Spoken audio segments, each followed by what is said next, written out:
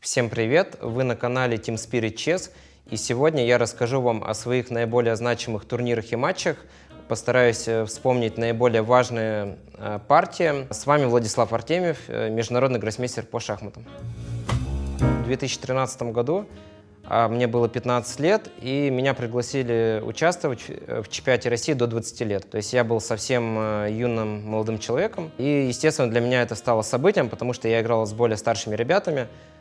Турнир проходил в Краснодарском крае в апреле 2013 года. В нем принимали участие такие ребята, как Иван Букавшин, Григорий Опарин, Владимир Белоус, Андрей Стукопин. В общем, ребята, которые были старше меня. Но, тем не менее, забегая вперед, мне удалось победить в этом турнире. То есть я стал чемпионом России до 20 лет в возрасте 15 лет. У меня был достаточно высокий рейтинг. То есть если смотреть чисто по рейтингу, я был где-то третьим или четвертым. То есть я был уже перспективным шахматистом. Но я не думаю, что меня причисляли к главным фаворитам. Все-таки, когда такая разница в возрасте, это существенно. На том турнире я, например, сыграл партию с Григорием Опариным. Хотел бы сказать несколько слов о своем сопернике. Гриша Опарин, он, получается, на год старше меня, 97-го года рождения, и на тот момент он тоже был уже известным шахматистом. Рейтинг был под 2500. Я играл белыми фигурами. Был разыгран у нас ферзевый гамбит. Довольно известный вариант. И вот эту позицию, я помню, готовил перед партией. Здесь одна из главных идей в том, что если пойти слон g6, то белые могут пойти h4, и, казалось бы, черные могут забрать пешку, слон бьет h4, но у белых есть сильный ресурс ферзь b3. У черных уже нет типового хода ферзь b6 в таких ситуациях, потому что провисает слон, то есть белые могут забрать слона. Поэтому считается, что, по крайней мере, на тот момент считалось, что слон e6 ход более аккуратный. И Григорий, конечно же, пошел слон e6. Ну и в целом Гриша, он всегда отличался хорошим знанием теории. Далее последовало h4 с той же идеей, то есть если сыграть слон h4, то следует ход ферзь b3. И у белых тут сильная инициатива. В партии последовало конь d7, g5, h6. На тот момент это теория, и g6 это ключевой ход, то есть белые жертвуют пешку, но таким образом ослабляют структуру соперника. FG, слон d3. Насколько помню, это все было моей подготовкой, то есть до этого момента я знал. И в этот момент Гриша начал довольно долго думать. И ход конь f8, мне кажется, это уже не сильнейший ход. Может быть, нужно играть слон f7, хотя, конечно, я уже точно не помню. Но выглядит так, что да, слон f7 может аккуратнее. Потому что конь f8 ход пассивный немножко. После ферзь c2 снова висит пешка у черных на g6, конь f6. Но пока я решил пойти конь f3, закончить развитие. Здесь Гриша пошел ферзь c8. Идея простая, черные хотят пойти слон f5. Может быть, можно было побить и слон g6 просто. Но, наверное, я отказался по причине того, что конь g6, ферзь g6, слон f7. И если просто отступать ферзем, то у черных ничего плохого нет, два слона, у белых свои плюсы, у черных свои. А если ферзь g7, то как минимум ничья у черных есть. Ладья g8, ферзь h6, ладья g6, ферзь h8 и ладья g8. Как минимум ничья. В этой позиции я пошел конь e5. Мне кажется, ход более интересный. Конь e5, слон f5. И в такой редакции я побил конь g6, то есть здесь у черных уже нет преимущества двух слонов.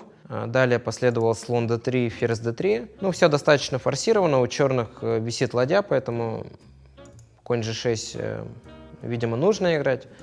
Ферзь g6, король d8. Хотел бы отметить, что уходить король f8 уже очень опасно, потому что белые просто играют ладья g1, и у черных большие проблемы с королевским флангом.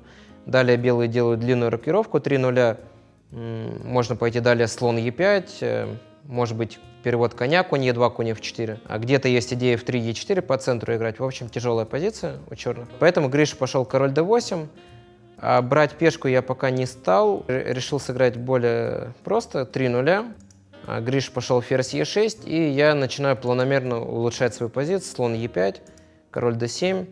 Обратите внимание, у черных слабая пешка g7, и в то же время король пока не обеспеченный. Я играю f3. Ход, в принципе, плановый, и к тому же у черных потенциально была идея ферзь g4, поэтому я препятствую этой идее. f3, ладья а на f8, конь e2, тоже типовой прием. Идея поставить коня на f4, увести ферзя с поля g6 и пойти конь g6, к примеру. Конь f4, ферзь f7. Здесь ферзь f5 не имело смысла, потому что конь d7, поэтому я пошел пока ферзь c2. Грозит конь g6, вилка на 2 ладьи, да, поэтому ладья h на g8, конь g6, ладья e8. И сильный ход, очень своевременный ферзь f5. Теперь у черных нет хода конь d7 из-за того, что провисает ферзь. Приходится снова играть король d8, и мне кажется, очень такой грамотный ход, слон h2. Идея пойти, допустим, ферзь e5 или ферзь f4, и очень сильная связка слона с ферзем, грозит мат ферзь c7, либо ферзь вырывается на b8, и у черных огромные трудности здесь.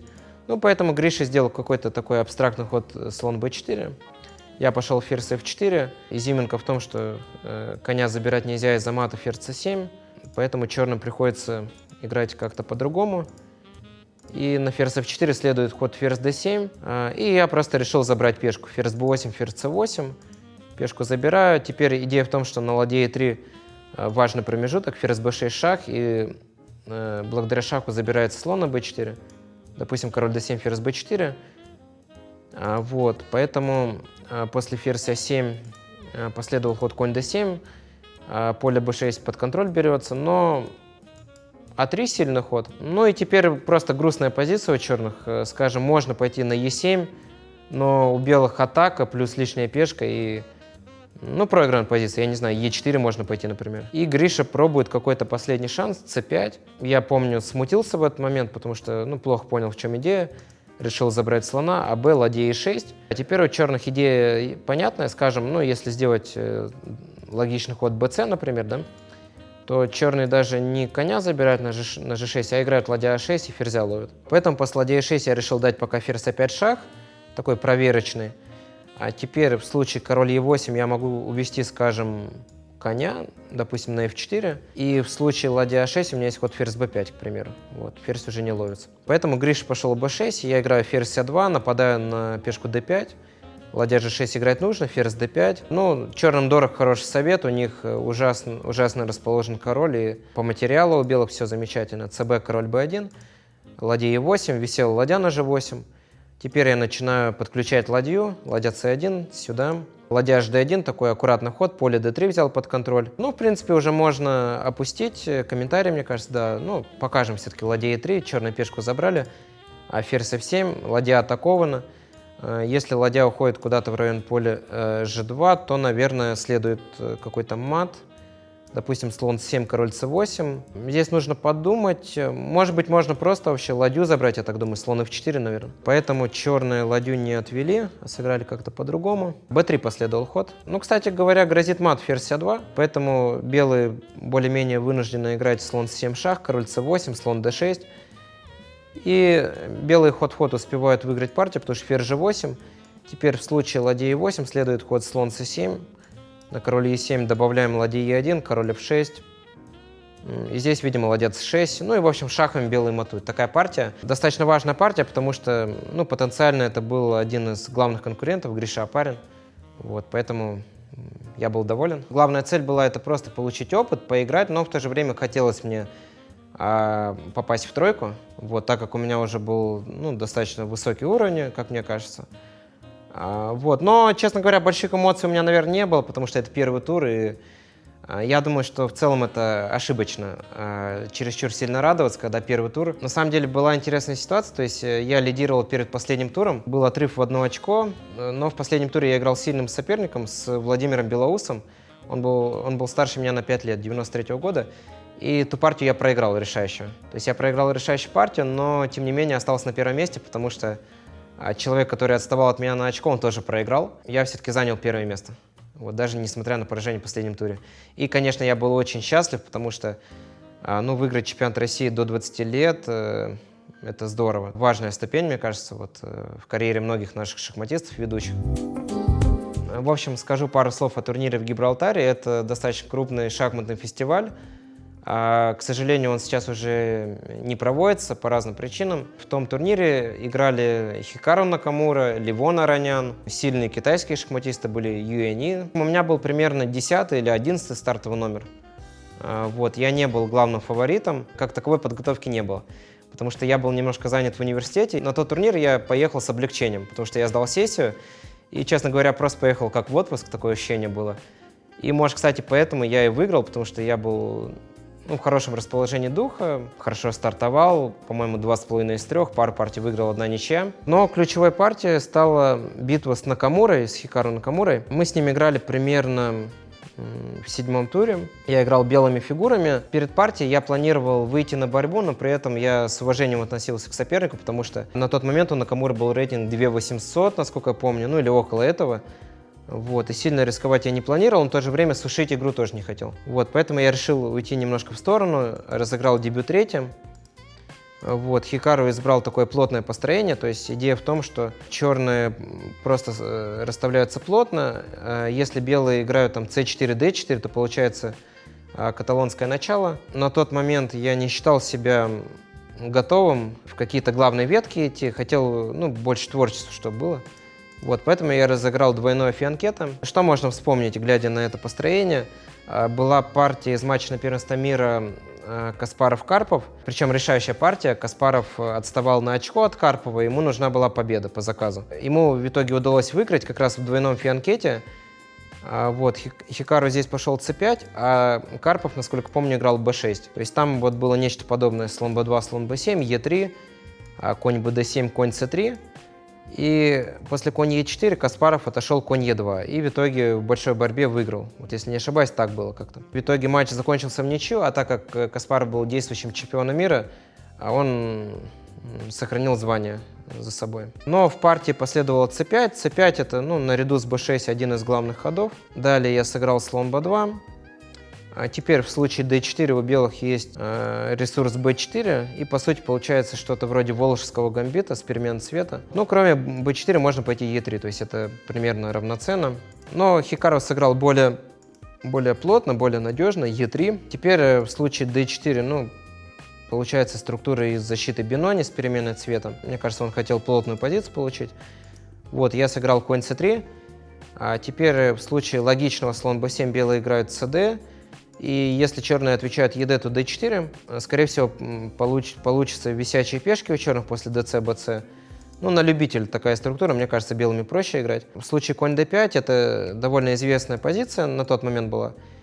Конь d5, ферзь d5, конь e5. У меня тут была партия, насколько помню, с Вашьело Граум. Мы играли быстрые шахматы на чемпионате мира по рапиду. И меня тут Максим ошарашил ходом ферзь g2, насколько помню.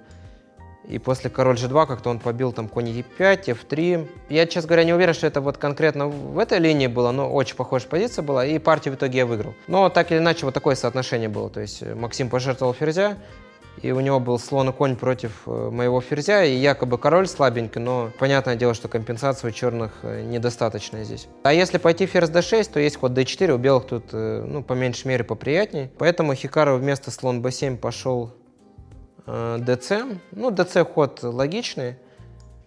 Тут у белых есть возможность конь e5, и казалось бы, они выигрывают качество после конь e5, слон a8, но черные имеют ресурс, мне кажется, слон a6, и белые вынуждены слона уводить из-под боя, и здесь cb. И получается провисает ладья, и уже черные две пешки забрали, в общем, это скорее в пользу черных.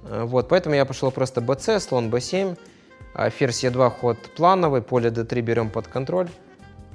Черные могут здесь играть по-разному. Хикару сделал немножко абстрактный ход ладья c8. Я пошел ладья на d1, ферзь c7.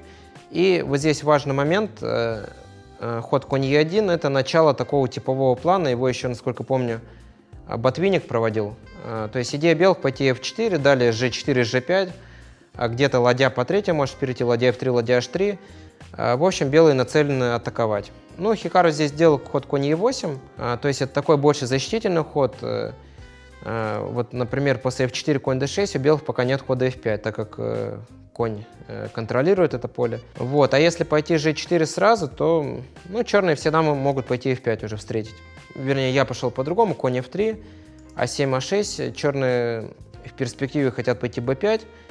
Таким образом, создавая контр-игру, я играю а4. Конечно, у этого хода есть минус, появляется у черных клетка на b4, но сам по себе этот конь, он немножко в пустоту стреляет, поэтому сильно я не боялся. Да, f5 последовал ход, d3 ход плановый, поле e4 под контроль берем, слон f6, H3 тоже ход идейно, хотим пойти G4. И все-таки какую-то игру на королевском затевать. Хикару пошел конь B4, G4. Теперь белые хотят пойти G5, сбивая черного слона с хорошей клеткой на F6. G6, поэтому ход вполне разумный. И здесь возник, мне кажется, такой ключевой момент в партии. Что делать белым? То есть, если просто пойти G5, то слон G7. И дальше, конечно, можно продолжать как-то H4, H5, но даже где-то король на F7 у черных встанет, и матовых угроз не будет. Поэтому я решил ударить по центру, E4. И здесь перед черными, конечно, сложные задачи встали.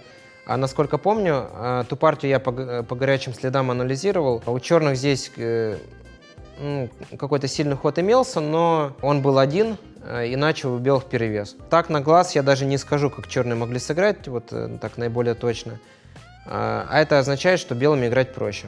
Вот, у белых преимущество. Вот, Fe, Dm. Хикару пошел на такую заманчивую операцию, мне кажется, конь Е4, тактика. Конь Е4, слон Б2. Теперь в случае ферзь Б2 черные бьют слон Е4. И у них как минимум не хуже, а скорее всего может и получше. Вот, потому что пешка лишняя, фигур поровну. Я сделал ход конь Е на G5. Естественно, играя Е4 на 20-м ходу вот здесь, я видел, что такая операция возможна за черных. Ну и здесь уже висит слон на Б2 и грозит конь Е6. Хикару пошел слон F3 с идеей, чтобы вот, как было в партии ладья F3, дать шаг слон D4, то есть, по крайней мере, какой-то темп приобрести. Да, я играю король H1, ладья c на E8, конь E6. У белых здесь, мне кажется, лучше, по крайней мере, по-игротски уж точно. Мой соперник играет ферзь C6, висит конь. Казалось бы, ферзь встает под связку, но пока что из того, что конь подвисает, это возможно за черных. Я играю F5, то есть хочу атаковать. Ферзь А4 тоже вполне объяснимо. FG. Начинаются такие бурные события. Последовал ладья F3, в промежутке GH. Что можно сказать? Здесь, может быть, был ход король F7, хотя это не должно закончиться хорошо для черных, потому что, может быть, конь G5, мне кажется, в промежутке есть. Потому что если начать с хода ферзь F3, то король E6. А тут, мне кажется, какой-то мат мы поставим при случае. Вот король G6, ферзь F3, король G5. Здесь, конечно, нужно считать, как заканчивать. Не знаю, может, ферзь F5, может, H4. Но видно, что король на G5 очень плохо стоит, и опаснейшая позиция. А может быть, на король F7 еще и ферзь F3 посчитаем. Король E6, не знаю, ладья E1. В общем, плохая позиция у черных. Поэтому Хикару пошел король H8, слон F3. И тут, насколько я помню, у черных был очень такой сильный ресурс. Может, ферзь D7 нужно было играть. Так Хикару сделал ход конь C6. Идея просто, видимо, как-то слона защитить и продолжить игру. Но очень сильный удар у меня нашелся. Конь бьет C5. Теперь, если побить этого коня, то ферзь Е8, шахом белые выигрывают. А если ладья Е2, как было в партии, мне кажется, или, может, Хикару здесь дал, что конь А4, и провисает ладья и конь, все, занавес. Да, победа. Да, конь С5 шикарный ход, да, то есть этот ход ставит точку в партии. Накамура был одним из главных фаворитов, то есть и по рейтингу, и по статусу своему. И на тот момент он уже этот турнир несколько раз выиграл, раза два точно, может и больше. Но, естественно, после партии я был счастлив. Эта победа, она, конечно, стала важным шагом на пути к победе в турнире. Победа в Гибралтаре, конечно, была для меня знаковой. Я и по рейтингу сразу вверх пошел, и в прессе засветился. И, конечно, мои близкие были очень рады, родители, девушка там, вернее, уже супруга на тот момент, супруга. Классно, до сих пор вспоминаю. Давайте расскажу вам о чемпионате мира в Самарканде. Этот турнир традиционно проводится в конце года. На него прилетают практически все сильнейшие шахматисты мира, включая Магнуса Карлсена, Фабиано Каруану и так далее. Мне этот турнир очень нравится. Это один из моих любимых турниров. Для зрителей я считаю, что это такой оптимальный формат. То есть турнир идет 5 игровых дней. 3 дня быстрые шахматы, 2 дня блиц. Сначала был турнир по быстрым шахматам, но там мое выступление было скромным. Но я сыграл неплохо, занял в районе 20-го места, мне кажется. Может быть, 23-й, то есть попал в призы. Так как турнир сильный, это точно не провал, но и, конечно, далеко от медалей. Блиц-турнир складывался для меня заметно лучше. Я очень хорошо стартовал. Точно не помню, либо 6 из 6, либо 7 из 7. И в тот момент я играл с Магнусом Карлсеном, помню, и та партия закончилась в ничью. Давайте выделю партию с Иваном Чапариновым. Хотя эта партия, она, конечно, в спортивном плане не была супер значимой, потому что мы играли в начале турнира, в третьем туре. Мне кажется, она очень хорошо раскрывает мой настрой на тот турнир, потому что эта партия длилась порядка 90 ходов. Был разыгран дебют третий, конь f3, d5, g3. Здесь Иван разыграл, ну, защиту Чегорина, наверное, да, вот с конем на c6. Я пошел d4, потому что идея была e5 у черных. Слон f5, слон g2, то есть это все теория. Здесь черные могут пойти сразу, конь b4, вызывая ход конь a3, но мой соперник пошел e6. И после рокировки сыграл здесь конь b4. И я этим моментом воспользовался. Уже конь a3 играть не обязательно, я сыграл конь e1. Но Иван Чапаринов, он славится своими дебютными знаниями. И, честно говоря, он меня, мне кажется, опережал по времени немножечко. То есть слон e7, я играю c3, прогоняю коня, конь c6, c4, ну ход типовой. То есть атакую центр черных. Давайте даже пробежим немножко вот по партии. Ну, пока все более-менее логично развивается. Как вы видите, очень много разменов. Позиция приобретает такой стабильный характер. Все очень так сухо, стабильно. Ну, такая карлсбадская структура возникла. Обычно такая позиция получается и с ферзевого гамбита. Вот. Ну, я пошел ферзь g4. Вообще, я с Иваном хотел перейти в эндшпиль, потому что у Чапаринова активный стиль. Он силен в дебюте и в такой острой напряженной игре. Хотя, конечно, эндшпиль он тоже играет неплохо, но все-таки я считал себя фаворитом в такой игре, и я играю ферзь d7. Казалось бы, что может произойти вот в такой позиции, но теперь я начинаю атаку на ферзевом фланге. То есть мой план a4, b4, где-то b5. Здесь возможно было пойти a5. Вот, ну тогда я играю ладья f на b1, провожу b4 и, как говорят шахматисты, на копеечку получше убил. Но Иван избрал ход g6, тоже ход нормальный, b4, a6, препятствует ходу b5. И теперь я начинаю игру на королевском фланге, играю g4, захватываю пространство. Стараюсь по максимуму использовать возможности, конь d3. Ну, коню на c5 пока делать нечего, поэтому идет он на королевский фланг. Аккуратная игра идет за обе стороны. Иван пока выжидает, ладья c5 где-то с идеей b5, все-таки конь e4.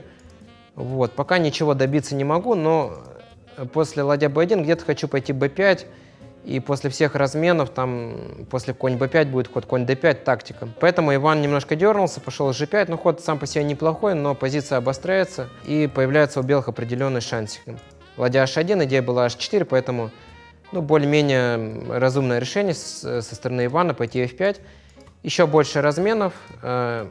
Провожу теперь b5. И, по сути, ну, получается такой ладейный эндшпиль 4 на 4. Но здесь у нас оставалось секунд по 10. И блиц как раз интересен тем, что обоюдный цветнот и решают доли секунды. И кто вот лучше себя чувствует в таком режиме, тот и обладает большими шансами. Да, ладья b6 атакует пешку. Ну, то есть такой блиц пока идет, конечно. Тут у черных, понятное дело, ну, ничья пока держится. Вот, я решил еще подменять, и здесь все-таки у белых ладья чуть активнее. По компьютеру оценка нули, то есть как не играют, тут, я не знаю, 5-6 линий нули будут. Но все-таки это блиц, и у меня идея провести e4 где-то, и там проходные на разных флангах, у черных на королевском будет проходная, у белых по центру. Вот, и тут я начинаю маневрировать, перевожу ладью на a6, и все-таки хочу где-то провести e4, пока это невозможно. Но здесь я все-таки этот момент поймал, e4. Я помню, Иван занервничал в этот момент, потому что у него там 5 секунд было, какой-то неожиданный удар такой прилетел, e4. Да, de, d5, ну, чувствуется, что позиция обострилась, e3, король e2. А по компьютеру все еще, насколько я помню, близко к ничьей, но здесь уже все-таки позиция острая, ладья h7. Вот, но тем не менее, вот по итогу получилась такая позиция, 2 лишних пешки у белых, но теоретически это ближе к ничьей. Тем не менее, мне удалось выиграть по итогу. Вот, давайте быстро прокрутим. То есть видно, что белые добились прогресса, пешки пошли в движение, король активизировался. Вот, все замечательно у белых, но тем не менее позиция как была ничейной, так и остается пока, теоретически. Пока Иван все делает правильно, но вот этот момент стал переломным. Ход ладья e7, казалось бы, заманчиво, да, короля как-то спросить, ну, куда король пойдет, но этот ход проигрывает, нужно было играть ладья a8, и это теоретическая ничья. То есть если ладья e8, то ладья a7, и на ладья e7 снова вниз, и это ничья. Но мой соперник уже, понятно, на последних секундах сделал эту ключевую ошибку. Ладья a7, уверенным движением руки пошел король f8. И тут я уже понимал, что позиция выиграна, хотя у меня тоже секунды оставались, но эту позицию я знал. Вот, и все, эту партию я выиграл. Партия длилась примерно 15 минут. То есть очень затяжная партия по меркам блица. Такие партии... У меня, правда, в карьере они бывают время от времени, потому что я люблю, в принципе, эндшпиль играть. Вот. А у меня было примерно около 10 секунд, у соперника еще меньше. Мне кажется, он и флаг повесил здесь. Да, то есть и позиция проиграна, и время. В целом, да, я больше люблю блиц, потому что он более динамичный, более такой спортивный, на мой взгляд. Больше эмоций, и особенно я люблю, знаете, формат матча. То есть я с удовольствием играл бы, скажем, матчи из 10 партий и больше, вот в блиц именно. Ну и в плане зрительского интереса, мне кажется, что быстрые шахматы и блиц, они более привлекательны. Дорогие друзья, большое спасибо за внимание. Надеюсь, вам все понравилось. Подписывайтесь на канал Team Spirit Chess. Всего наилучшего и до новых встреч!